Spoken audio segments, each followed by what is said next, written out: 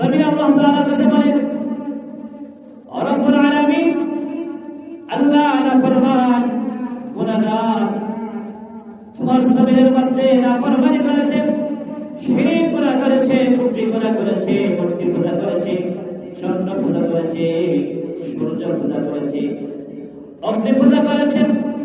তারা এই নাফরমানির কারণে আমাদেরকে নাপাক করে দিয়েছে, অর্থাৎ জমিনকে নাপাক করে দিয়েছে।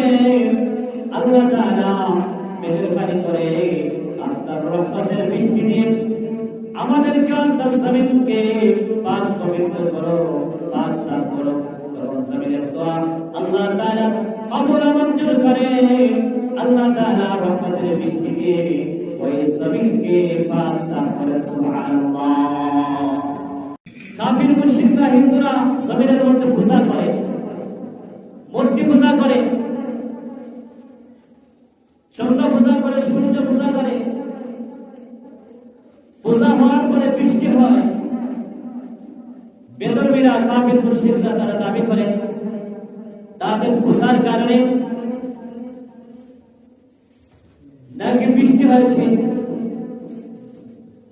আমরা বলি না, তোমাদের পূজার বরকতে বৃষ্টি হয় নাই। আল্লাহ তাআলা আসমান জমিনের মধ্যে যত শানদার বেশানদার পাথর, মাটি, গাছপালা, সমুদ্রের পানি, সমুদ্রের মাছ, গর্তের পিপিলিকা, জঙ্গলের হিংস্র প্রাণী, শানদার বেশানদার যা কিছু আছে সব কিছু আল্লাহ তাআলার তাসবিহ, তাহলিল, জিকির, আজকার, বরত্ব, প্রশংসা এইগুলা গুণগান করে। বলেন না সুবহান। আল্লাহ তাআলা এই আয়াতের মধ্যে বলেন, ওয়া ইন মিন শাইইন ইউসাব্বিহু বিহামদিহি ওয়ালাকিন লা তাফকাহুনা তাসবিহাহু। জমিনের প্রত্যেকটা বস্তু, জানদার বেজানদার যা কিছু আছে সব কিছু তাদের ভাষায় আল্লাহ তাআলার জিকির করে, আল্লাহ তাআলার ঘোষণা করে। ওয়ালাকিন লা তাফকাহুনা তাসবিহাহু, কিন্তু আমরা মানুষ তাদের তাসবিহগুলা, তাদের জিকিরগুলা শুনতে পাই না, বুঝতে পারি না। বলুন না সুবহান। তাহলে এটা আল্লাহ তাআলা কথা। পৃথিবীর মধ্যে যা কিছু আছে, আসমান, জমিন, চন্দ্র, সূর্য, নক্ষত্র, তারা, গাছপালা, নদী, নালা, খাল, বিল, পাহাড়, পর্বত সবকিছু কি করে? আল্লাহ তাআলা জিকির করে। কার কথা ভাই? আল্লাহ তাআলা। ওয়ালাকিন লা তাফকাহুনা তাসবিহাহু, কিন্তু আল্লাহ তাআলা বলেন, এ দুনিয়ার মানুষেরা, এ আমার বান্দারা, তোমরা তা শুনো না, তোমরা তা বুঝো না। আমরা শুনতে পাই। যখন জমিনের মধ্যে নাফরমানি হয়, হিন্দুরা বেদরবিরা পূজা করে, তখন জমিন নাপাক হয়ে যায়। জমিন আল্লাহ তাআলার কাছে বলেন, রব্বুল আলামিন আল্লাহ নাফরমান গুনাহগার তোমার জমিনের মধ্যে নাফরমানি করেছে, শিরক গুনাহ করেছে, কুফরি গুনাহ করেছে, মূর্তি পূজা করেছে, চন্দ্র পূজা করেছে, সূর্য পূজা করেছে, অগ্নি পূজা করেছে।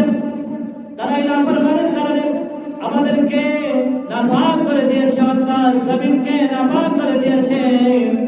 আল্লাহ তাআলা মেহেরবানি করে আপনার রহমতের বৃষ্টি দিয়ে আমাদেরকে অন্তর জমিনকে পাক পবিত্র করো, পাক সাফ করো।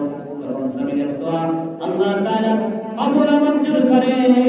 আল্লাহ তাআলা রহমতের বৃষ্টি দিয়ে ওই জমিনকে পাক সাফ করে। সুবহানাল্লাহ।